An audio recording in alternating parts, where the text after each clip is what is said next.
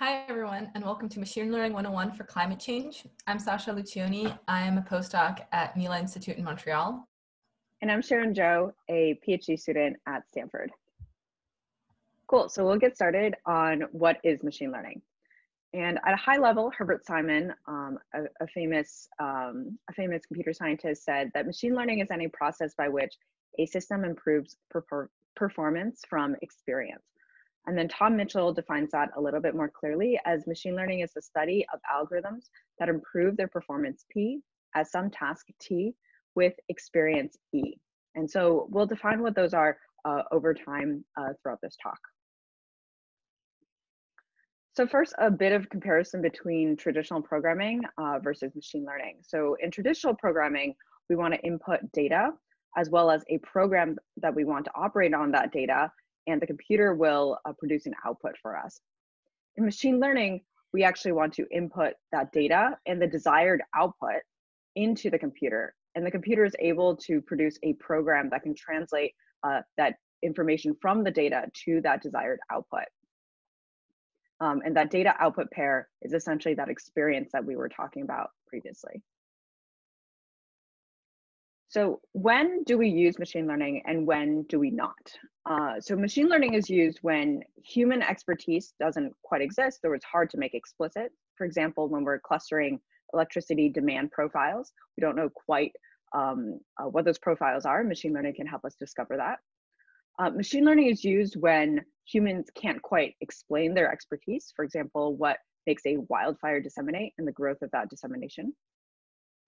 And machine learning is used when machines can do the task in a way that is much more scalable and that's cheaper. For example, mapping solar panels all across the world from satellite imagery, which a human could do, but it would be very time intensive and expensive.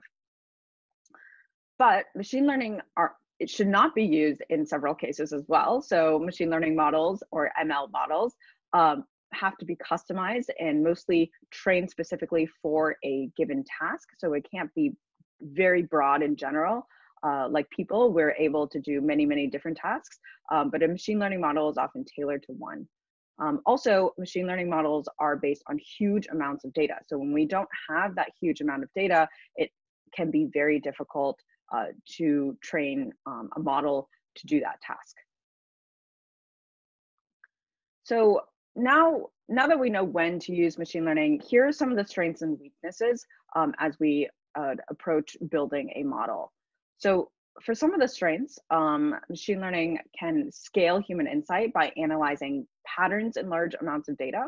Machine learning can optimize complex systems. This can be large multi-agent transportation systems. And by multi-agent, I mean just many different cars, buses, pedestrians, all in that system. Machine learning is able to transfer or translate data from one source of data to another. For example, from images to building information. Machine learning can generate new or synthetic data from other sources of data. Machine learning can also integrate with other methods, which is really exciting, with domain and physical models, creating these hybrid models that can then be useful in both data-driven and physics-based. But machine learning also has various limitations and weaknesses.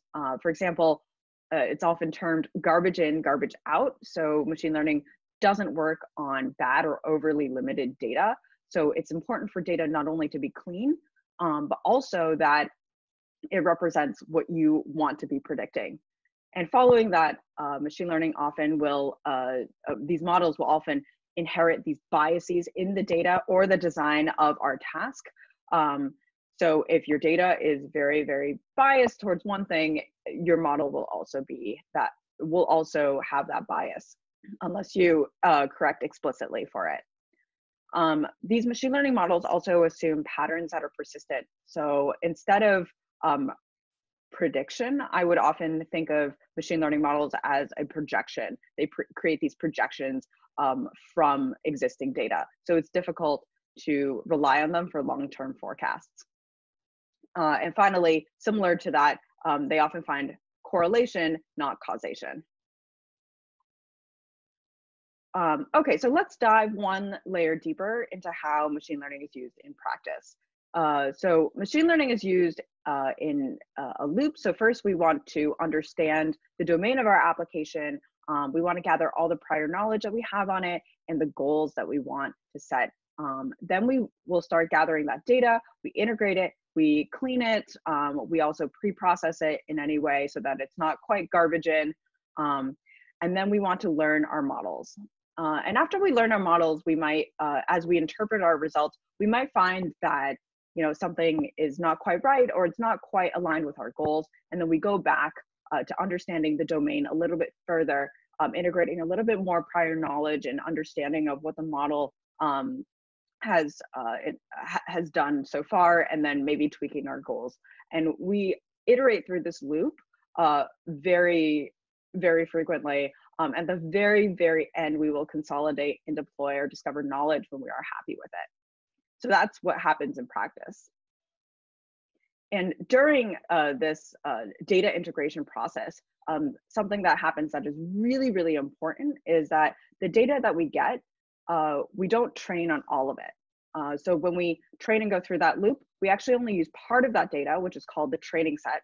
And we set aside more data as the testing set.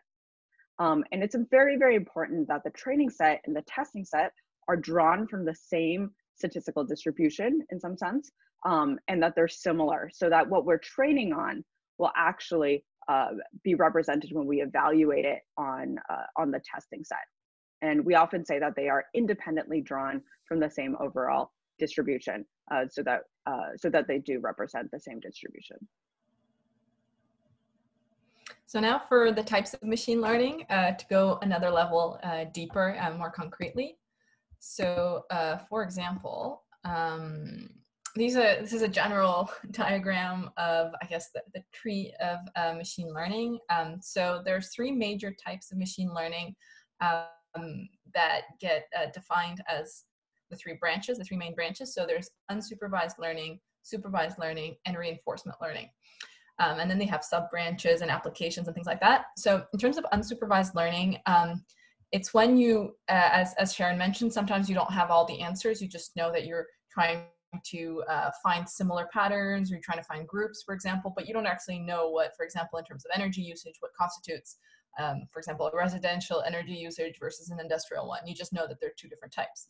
So this is called unsupervised learning, when you're essentially trying to use the data and to figure out how patterns emerge, how groups emerge.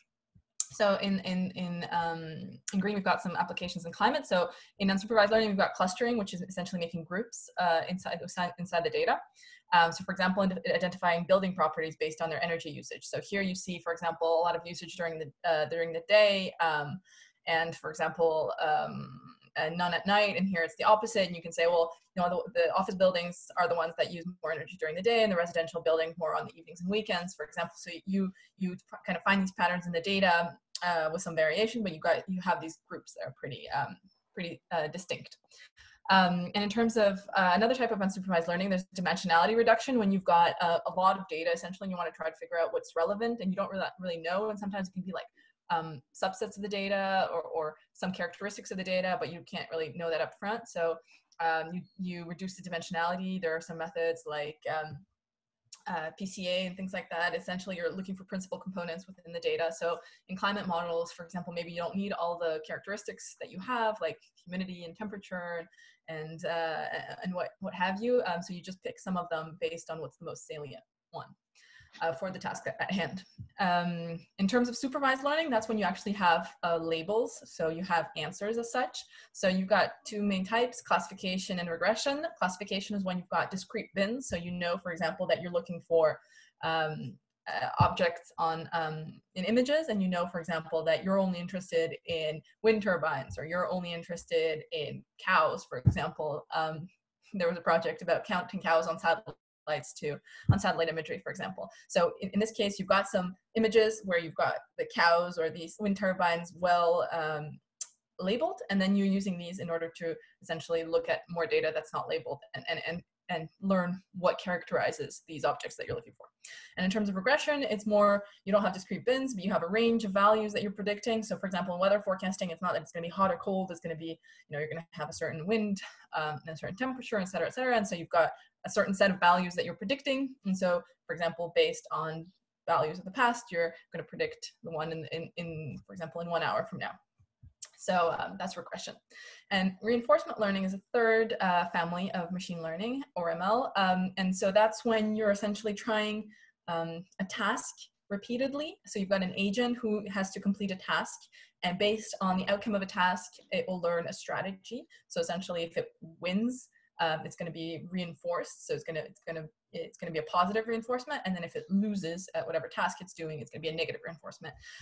So for example, for energy optimization, you want to minimize your energy usage. And if your energy usage goes down, that's good, it's positive. And if it goes up, that's negative. And so by doing this, you can reinforce some set of behaviors and then essentially learn, or the agent will. So as I mentioned, regression. So for example, you're trying to predict a function of y given x. And so for example, here we have Arctic sea ice extent in millions of square kilometers on the y-axis, and you've got years. And so obviously this is a really simplified example, but essentially you're trying to predict how the sea ice is sadly melting. And so you've got this pattern. As you see, the red line doesn't quite fit the pattern. It's too straight, and you've got more of a curve to it. So essentially trying to find this f of x that's going to fit this trend as well as good as possible. And so you can predict the next value in 2020 that you don't have yet. So that's regression.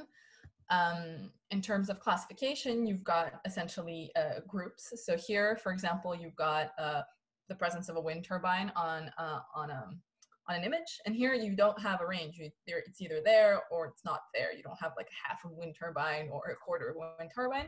And so you've got some characteristics. Essentially, you've got to represent them in some way, how much this image looks like it might have a wind turbine. So obviously this can be different things. We're going to talk about it a bit later, but essentially, based on these incoming characteristics, you make a decision, yes or no, binary 0 or 1, the presence of a wind turbine or not. So it's a categorical classification task.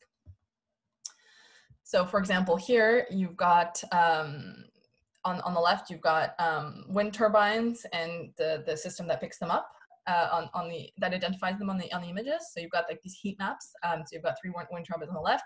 On the right, you've got planes that can actually look a lot like wind turbines on satellite imagery, because they've got kind of angles and they're white as well. But essentially here, the system can learn how to figure out if it's a wind turbine or a plane or another object based on different characteristics. So here, for example, the farm background will help make this distinction between wind turbines and planes. But for example, if you want to distinguish wind turbines and cows, they'll have the same background, so you have to choose another characteristic in order to distinguish this. And so this makes it like a whole set of characteristics depending on the types of images. And so basically, machine learning can help learn this function that's not just a linear function, but it's actually like there's a lot of dimensions to it because there's a lot of characteristics to the data. So that's supervised learning. In unsupervised learning, you don't know that these are cows and you don't know that these are turbines. I mean, here it's a different example, but essentially you want to learn what these groups are. And so clustering, you're trying to find these groups that have similar attributes or similar characteristics depending on the task.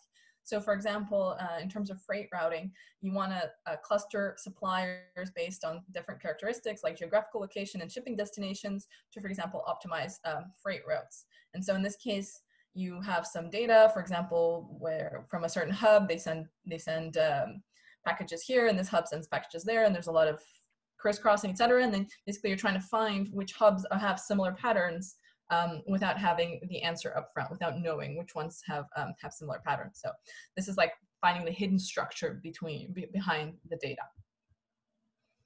And so also a concrete example, you can cluster buildings based on their heat patterns and then say and identify which ones are residential or industrial or commercial, essentially by their consumption, how they show up, their building footprint on satellite imagery and things like that. And so essentially you take a satellite image and their heat maps or their heat consumption, and then you can kind of cluster, you can separate them into different types of buildings even without knowing that this is like a residential street and this is a factory. So basically you're clustering them. And finally, reinforcement learning, you can imagine like a video game but if you complete a level, it's a positive reinforcement, you're happy. And if you lose that level, it's a negative reinforcement, makes you sad. And so you're the agent, and then this is like your reinforcement learning paradigm. And so you have a sequence of states, a sequence of things you can do. You can jump, you can get gold coins or what have you. And then at the end, you've got essentially a positive or negative reinforcement. And so it's like a policy that tells you that you did well, and then next time you play the video game, you'll know what steps take you to there. But there's a lot of variation, obviously, because there can be different levels, there can be different levels of difficulty and things like that. And so you can't just plan ahead what you have to do. It's not like an algorithm where you say at step 1 do this, at step 2 do this. You have to make decisions in real time. And so, for example, a robot in a maze can use reinforcement learning, but also you can use it for environmental applications like energy optimization. As I mentioned, like if you use X amount of energy today, and then tomorrow it goes up, that means you're not doing quite well. And then if it goes down, you're doing well. And then you're essentially trying to find the minimum energy usage you can have, but given your requirements, right? So each day they can change depending on how many servers you have running.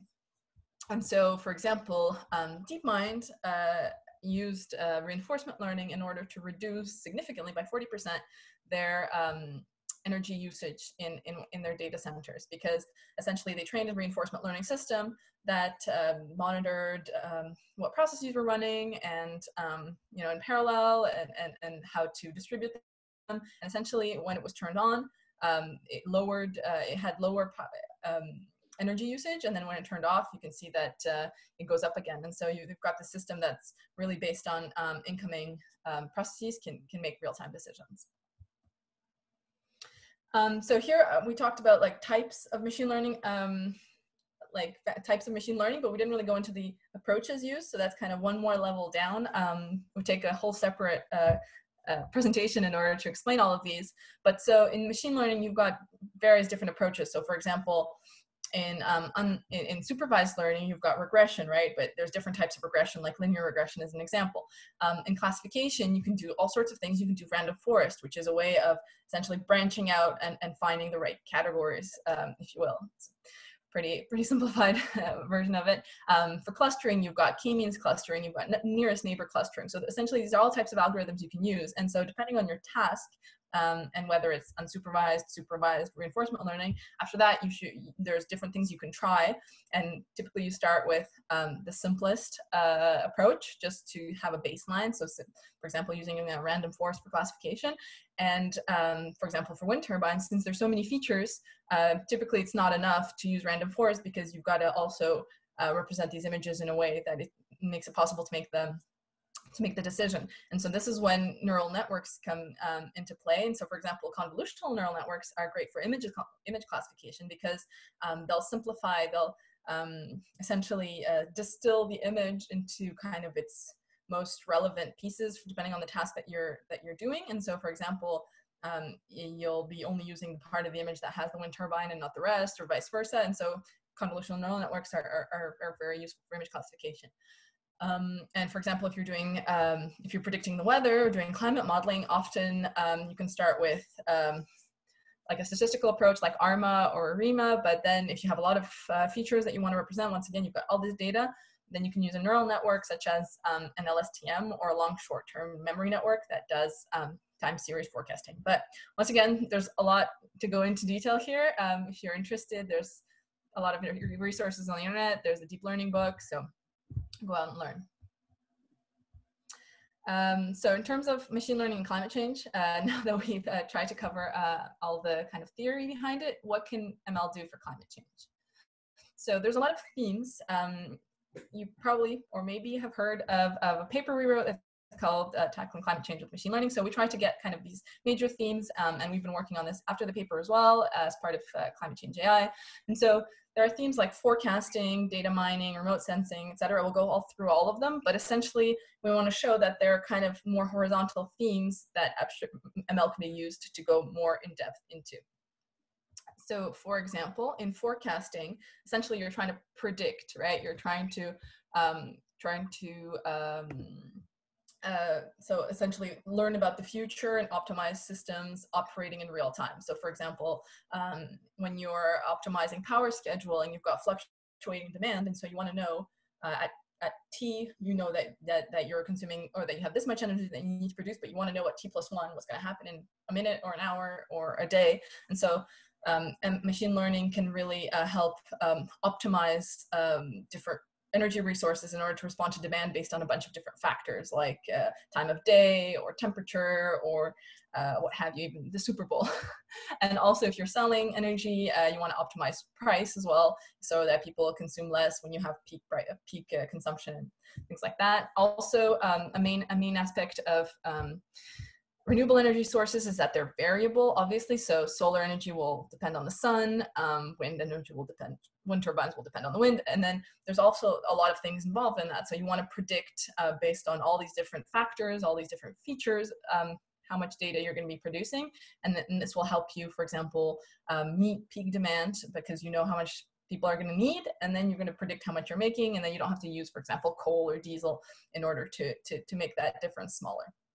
Also, when you're predicting the climate, be it floods or crop yield, machine learning can be used. Once again, you take all these factors and you say, okay, well, based on the temperature we've been having, based on the humidity in the ground, based on a bunch of different things, I predict this much crop yield in the coming months. So this is really important for different applications, but essentially it helps you see the future better. Also, machine learning can be used for data mining and generation. So sometimes you have a lot of data and you need to find important parts of it, and sometimes you don't have enough data and you need to kind of infer more data or create more data in some way. And so, for example, when you've got a crisis and you want to do disaster response, you can get data using machine learning. You can send out drones and say, well, these are the areas that are affected. This is a bridge that doesn't exist anymore. These are roads that are flooded, et cetera, et cetera. So this can really help you respond to disasters in real time. Machine learning can also be employed in text analysis. So it's called natural language processing, or NLP. So you can analyze Twitter and you can see people's responses to during a disaster, and eventually help them or pinpoint locations where they need more help. Also, you can simulate. So for example, if there hasn't been a disaster, but you want to plan ahead, you can simulate the impacts of a flood, a drought, an avalanche, based on, once again, the different characteristics. So this can really help governments make sure they have the necessary resources to respond to a disaster and to be more proactive. And finally, in urban planning, you can learn transportation activity using mobile data. So essentially, imagine you have a city, people moving around, cars and factories and whatnot, and you want to figure out where a new bus route can help, or where to build your subway in order for most people to use it. And so you can actually crunch all this data, or even simulate data. Say if you put a bus route here, this is how many people will use it, and this is what's going to happen to the streets around it. You can use it for also circulating traffic and things like that. So there's a lot of things that ML can be helpful for around data, obviously. And remote sensing, this is like a huge branch of ML for climate change.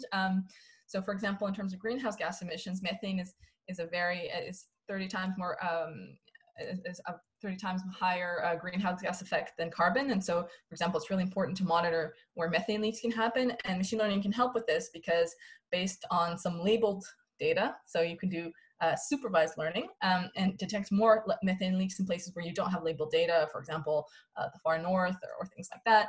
You can also estimate carbon emissions from factories based on, once again, satellite imagery. You can track deforestation. So this is really big, because there are some areas where it's hard to control deforestation, for example, in the Amazon, but based on satellite imagery or aerial imagery, you can say, well, this much has been chopped down, and it helps you track the extent of logging, for example.